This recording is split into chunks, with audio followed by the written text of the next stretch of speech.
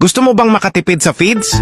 Halos araw-araw, pabigat ng pabigat ang gastos sa pagkain ng mga alaga mo.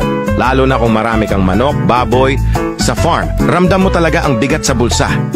Pero heto na ang solusyon. Narito ang animal feed pelletizer ni RM Metalworks.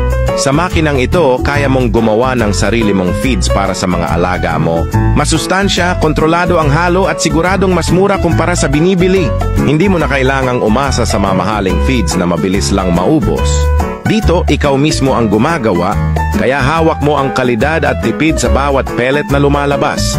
Perfect ito para sa mga madiskarteng farmer at poultry owner na gusto ng long-term savings at steady na supply ng pagkain sa kanilang mga alaga. At ngayong naka-sale, huwag mo nang palampasin ang pagkakataon.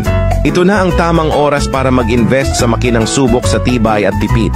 Kasi sa totoo lang, sa Feedsman o sa Love Life, mas maganda kung ikaw na mismo ang gumagawa ng sustansya sa relasyon. Hindi yung puro gastos, tapos sa huli ikaw pa ang naubos. RM Metalworks, gawa ng matibay para sa matipid.